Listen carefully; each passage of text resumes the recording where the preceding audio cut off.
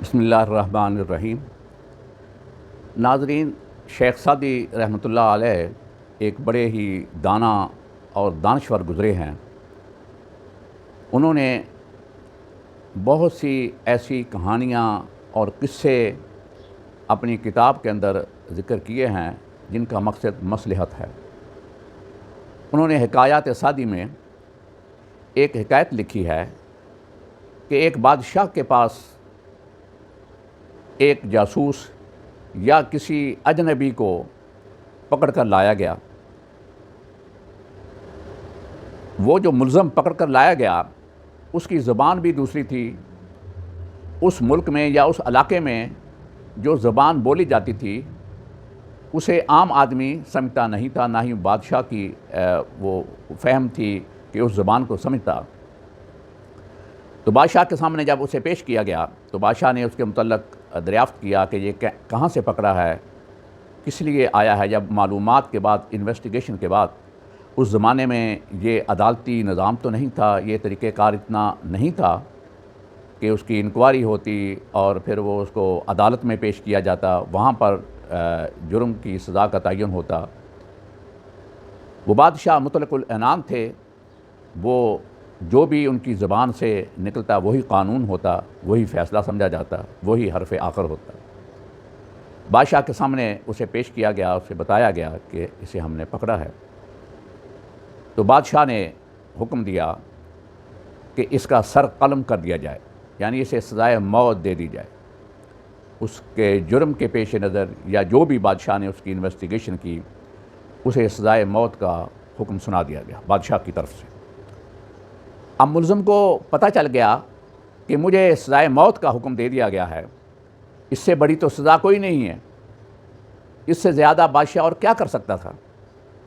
اس نے یہ سنتے ہی کہ اسے سزائے موت دے دی گئی ہے، سر قلم کرنے کا حکم دے دیا گیا ہے، اس نے اپنا دل بھر کر جو اس کے منہ میں آیا، جو بادشاہ کو برا بھلا کہہ سکتا تھا، جو گالی گلوچ وہ نکال سکتا تھا، وہ اس نے نکالنا شروع کر دیا اور بادشاہ کو خوب برا بھلا کہا۔ اب بادشاہ چونکہ سمجھتا نہیں تھا کہ اس کی زبان کا اسے علم نہیں تھا، سمجھ نہیں تھی، بادشاہ کو یہ پتہ نہیں چلا کہ اس نے کیا کہا ہے۔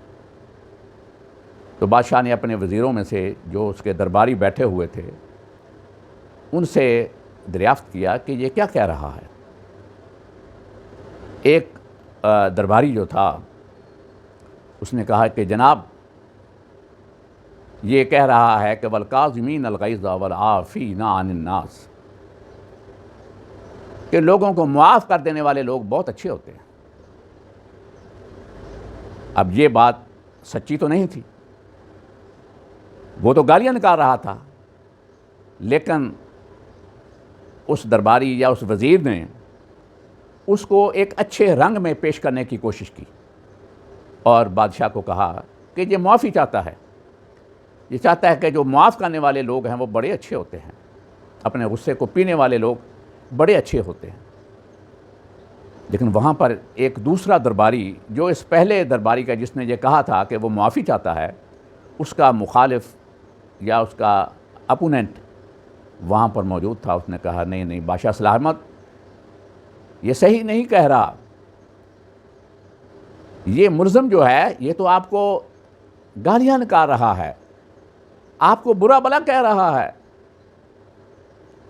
بادشاہ نے جب اس کی یہ بات سنی، بادشاہ نے اسے کہا کہ تیرے اس سچ سے مجھے وہ جھوٹ زیادہ پسند ہے، کیونکہ اس کے اندر ایک مصلحت ہے اور تیرے سچ کے اندر ایک شر ہے۔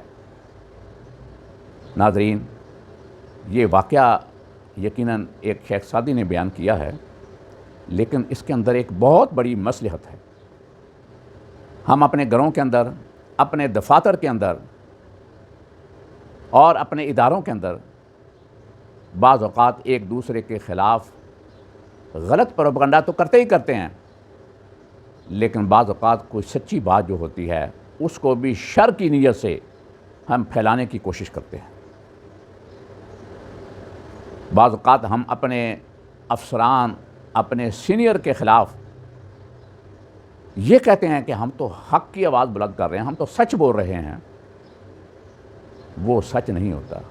اس سچ کے پیچھے شر چھپا ہوا ہوتا ہے، اس لیے ایسا سچ جس کے نتیجے میں شر پیدا ہو رہا ہو نہ بولنا ہی بہتر ہے، خاموشی ہی بہتر ہے، جس کے نتیجے میں معاشرے کے اندر امن و سکون، بھائی چارہ جنم لیتا ہے۔ اگر ایسا سچ بولا جائے کہ جس کے نتیجے میں معاشرے کے اندر بدامنی ہو اور ایک دوسرے کے ساتھ دشمنی ہو، بغض اور حسد ہو، تو ایسا سچ بولنا یقیناً جھوٹ بولنے سے بہت بڑا جرم ہے۔